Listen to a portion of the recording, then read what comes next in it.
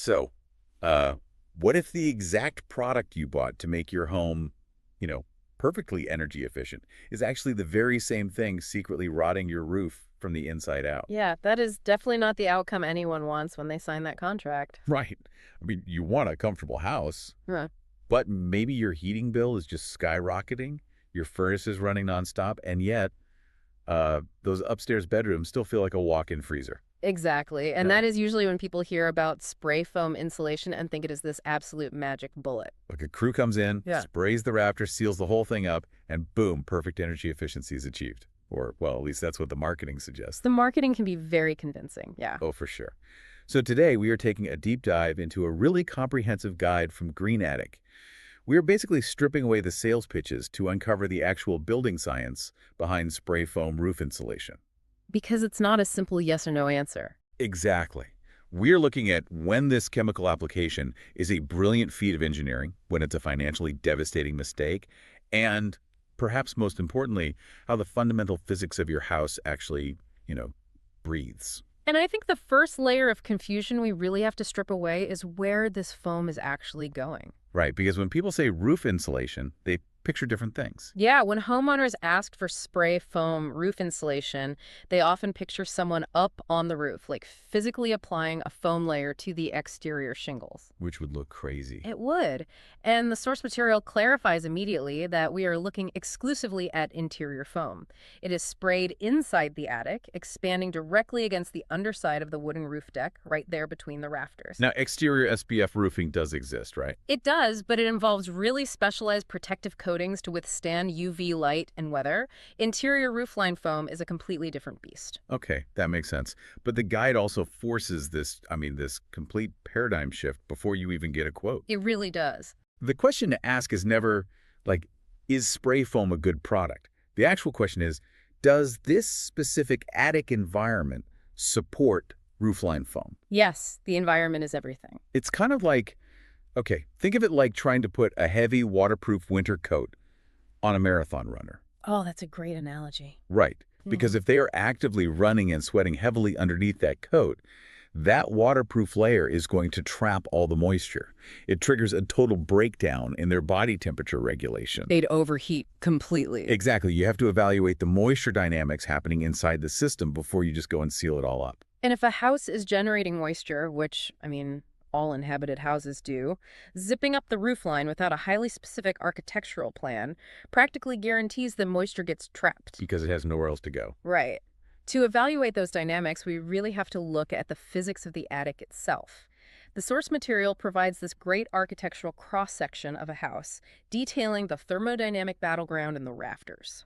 Battleground is the perfect word for it, honestly. It really is a constantly shifting system. Like in the summer, intense solar radiation hits the shingles. That heat energy presses down relentlessly, warming the roof deck. And then in the winter, the whole dynamic reverses. Exactly. Thermal energy from your heated living room attempts to escape upwards through the ceiling drywall, moving toward that freezing outdoor air.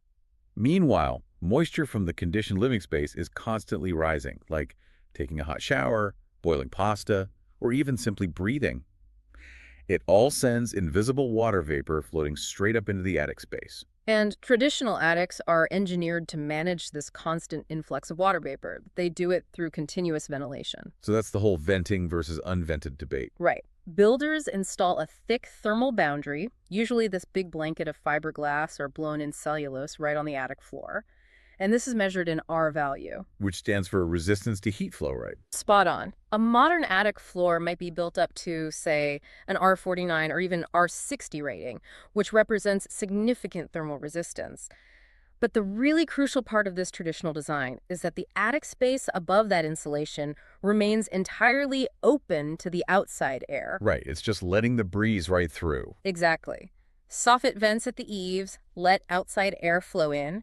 Sweep below the roof deck, grab that rising indoor moisture, and just carry it right out through a ridge vent at the top of the roof. So the attic stays freezing cold in the winter, basically matching the outdoor temperature, while the living space underneath stays nice and warm and dry. You've got it. That's the traditional vented system. Okay, but let me play devil's advocate here. If the ultimate goal is stopping winter heat loss, Why wouldn't we just spray foam right against the roof deck, completely seal up those drafty soffit vents, and turn the entire house attic included into a giant airtight cooler? Well, you aren't the only one thinking that. That is the exact intuitive leap behind the unvented roofline It approach. sounds so logical. It does. By spraying foam directly under the roof deck, you bring the attic inside the home's conditioned space. You're insulating from the top down instead of the bottom up. Right. But the fatal flaw in doing that recklessly really comes down to the physics of the dew point. Warm air expands, and it has the capacity to hold a massive amount of invisible water vapor. Whereas cold air contracts and holds very little. Exactly. In a cold climate like Chicagoland, which the guide references specifically, by the way, a wooden roof deck in January is absolutely freezing. Oh yeah, below zero easily. So if you seal the vents to keep the heat in, but the indoor humidity from your morning shower still rises up and collides with that freezing wood well, the air rapidly cools. When it drops the water. Right. It loses its capacity to hold moisture and dumps it as liquid water directly onto the wood. Wow. So by trying to trap the heat, you accidentally build this nasty condensation swamp against your home's structural framing. A literal swamp. Because without the traditional vented drying path, that water has absolutely nowhere to evaporate. It just sits on the wood, feeding mold and rot. You are creating a continuous winter condensation trap. Precisely. You cannot simply seal off an attic without mathematically controlling the humidity and fundamentally altering the entire HVAC ecosystem of the house. Okay, but wait. If the risk of trapping moisture is so ridiculously high, how is this ever a viable product? I mean, it seems like applying it to an unvented attic is just asking for a structural failure. Well, it comes down to the chemical makeup of the foam itself. Spray foam is not just a single universal substance. Right, there are two different kinds. Yep. There are two distinct chemical structures, open cell foam and closed cell foam. And they interact with thermodynamics and fluid dynamics in entirely different ways. I was geeking out over the numbers on these two products, honestly, because they tell completely different stories. Closed cell foam offers an R value of about R6.0 to R7.0 per inch of thickness, right? Yes, which is incredibly high. Right.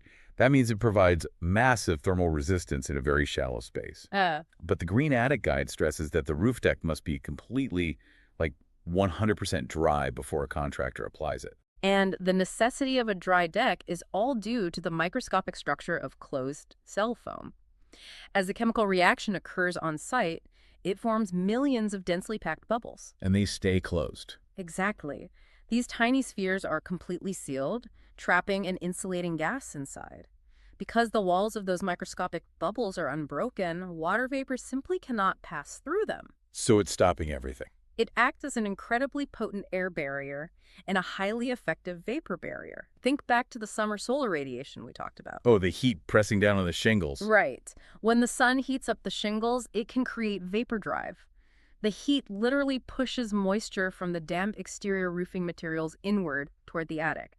Closed cell foam stops this vapor movement dead in its tracks. But the flip side is, it also completely stops the wooden roof deck from being able to dry inward. Yes. If any ambient moisture is trapped in the wood beneath that rigid plastic foam, it is sealed there permanently. So closed cell foam kind of operates like sealing your roof inside rigid Tupperware. It stops outside air intrusion flawlessly, but man, if a single drop of water is trapped inside before that lid is snapped shut, it will spell disaster for the wood. That is exactly the danger. Now, open cell foam behaves differently.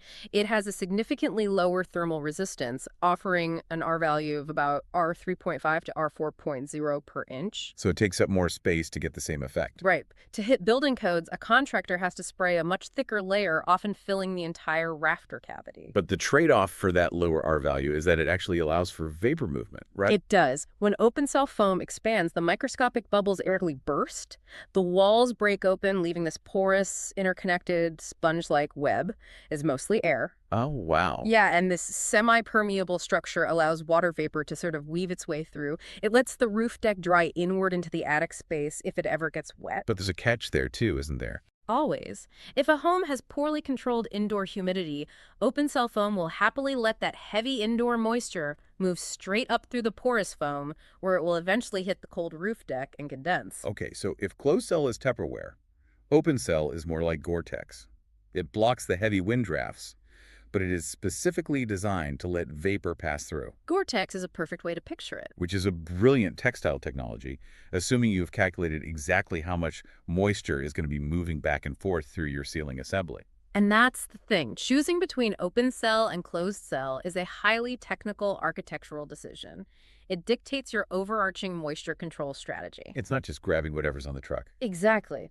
A contractor who defaults to one chemical type simply because it is what they have in their rig, without evaluating the vapor dynamics of the specific building, is operating purely on guesswork. And that guesswork leads directly to the most urgent warning in the guide, because this miraculous, rapidly expanding chemical foam is frequently used not to insulate, but to conceal. This is the scary part. Spray foam effectively acts as a permanent magic eraser for underlying structural failures. Yeah, that spray and pray mentality. It's terrible. If a roof deck has damp wood sheathing from a slow, hidden roof leak, or if a poorly exhausted bathroom fan has been dumping shower steam directly against the rafters for a decade, the wood is already compromised. And then they just spray over it. Right. If a contractor hastily sprays closed cell foam over a damp deck, they entomb the rot. They permanently lock that moisture against the degrading wood. So the foam simply hides the rotting problem until the degradation becomes so catastrophic that the structural integrity of the roof just fails entirely. Exactly. The guide is unequivocal about this. Visible roof stains, inadequate exhaust vents, or suspected storm damage absolutely must be conclusively repaired before a single drop of foam touches the wood. The application process itself really highlights how permanent and serious this product is. There's this image from the source material showing an installer in a dim, unfinished attic. Oh, the one with the suit. Yeah. They're wearing a full white protective hazmat suit and a heavy-duty chemical respirator mask, actively spraying this thick foam out of an industrial hose. It looks intense. Because they are essentially operating a temporary chemical manufacturing plant inside a residential space. Right, it's not like unrolling a fiberglass blanket. Not at all. Spray foam is not pre-manufactured insulation. It is created on the job site by mixing two distinct chemicals, typically an isocyanate and a polyol resin under high pressure and heat. And the reaction happens instantly. Yes. When those chemicals meet at the tip of the spray gun, they undergo a violent exothermic reaction. They heat up rapidly, expand, and then cure into a solid state. And I imagine the quality of the final insulation barrier depends entirely on that chemical reaction going perfectly. Exactly. If the mix ratio is even slightly off, or if the ambient temperature of the attic is too cold, the foam might shrink, pull away from the wooden framing, or just fail to cure completely. And a failed cure leads to serious, lingering off-gassing, right? It does. The chemicals will continue to release odors and volatile organic compounds into the home. That's a health nightmare. It really is. Homeowners must demand strict reentry guidance from their contractors. A vague assurance that the house will be, safe to breathe in by evening is a massive red flag. They need actual data. The contractor must provide exact, chemically verified ventilation protocols and safe reentry timelines. Wow.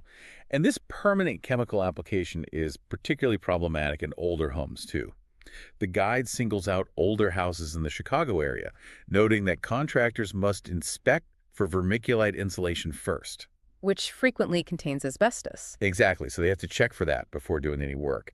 And they also have to look for obsolete, unsafe, knob and tube electrical wiring. Because the expanding foam hardens into solid plastic? Right.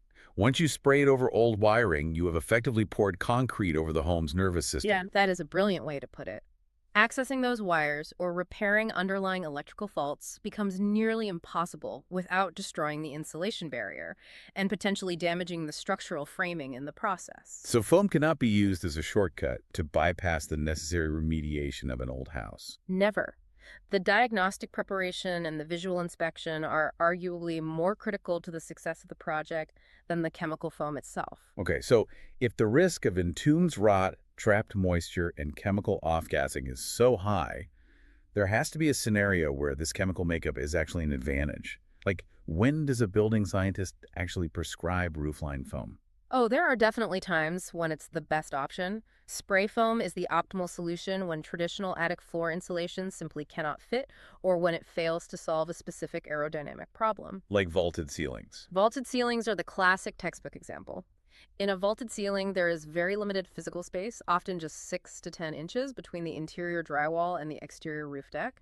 You literally cannot physically fit 16 inches of fiberglass in that cavity to achieve the required R49 rating. Right. So closed cell foam, providing R7.0 per inch, is the only way to achieve massive thermal resistance in that incredibly shallow space. That makes total sense. Finished attic spaces present a similar geometry problem.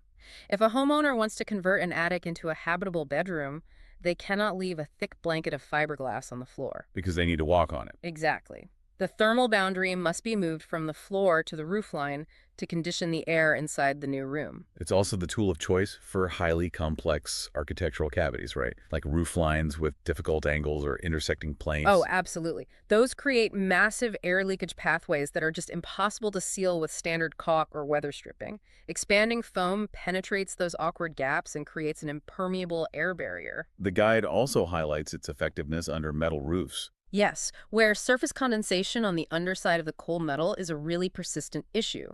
Spraying closed cell foam directly against the metal alters the dew point, preventing the warm air from ever touching that freezing surface. So really, targeted application based on geometric necessity is vastly superior to a blanket foam everywhere approach. Without a doubt. The philosophy of targeted application underpins what the Green Attic Guide considers the hallmark of a trustworthy contractor. It's the willingness to say, not yet. I love that rule. Not yet. It's crucial. A reputable contractor must inspect the attic, identify the roof leaks, measure the moisture content of the wood, evaluate the bathroom ventilation, and insist on preliminary repairs. They have to correct the airflow and dry out the deck before they ever agree to execute an expensive chemical spray job. Exactly. The best insulation strategy honors the specific thermodynamic physics of the building, rather than just prioritizing the most expensive item on an invoice. So true. And to avoid purchasing an expensive mistake, the guide outlines 4 non-negotiable questions you must ask any contractor before signing a quote. Homeowners, write these down. Seriously. First is the proposed foam open cell or closed cell. If the contractor claims the distinction doesn't matter, just end the conversation. Right then and there. They must justify the specific chemical cell structure based on your roof's unique vapor drive and moisture plan. Second, what total R value will the roofline actually achieve? Do not accept the R value per inch. You have to demand the total thermal resistance based on the exact thickness they plan to apply. And the third diagnostic question addresses the condensation trap we talked about earlier. How does this proposed system dry out? Right. Because if ambient moisture enters the roof deck from a future exterior leak or from interior humidity, where does that water go? If the contractor cannot clearly articulate the drying path, the system design is fundamentally flawed. And finally, question 4. What ignition barrier or thermal barrier is required by local building codes? This is a huge safety issue. Spray foam is a petroleum-based chemical product. Very flammable. Yes. When left exposed in an attic, fire safety codes typically require it to be covered with an intumescent fire-retardant paint or a layer of drywall to delay ignition in the event of a house fire. Long story short, spray foam is not the inspection. It is the highly specialized product applied only after a rigorous, mathematically sound inspection proves that the current conditions of the roof deck can actually support it. The diagnostic phase dictates the success or failure of the entire installation. It really is that simple. We've covered a lot today. We've looked at the microscopic structure of these foams, the thermodynamic battles raging in your rafters, and the very real dangers of using a chemical reaction to hide structural failures. Tupperware versus Gore-Tex. Exactly. Respect the attic's breathing path. But there is a final consideration to mull over that extends way beyond the immediate microclimate of your attic today. Yes, and this is something I want people to really think about. By chemically adhering a permanent rigid plastic directly to the underside of a wooden roof deck, a deck that, by its very nature, is a temporary structure that will eventually age, rot, and require replacement, we fundamentally alter the future repairability of the building. It's a sobering thought. It is. When you evaluate the physics behind the promises and you picture that waterproof coat on the runner, ask yourself, in the quest for perfect energy efficiency today, are we designing homes that are unfixable for the next generation? Man, that is a powerful question to leave off on. Keep asking the hard questions, demand the science behind the sale, and above all, stay insanely curious. See you next time.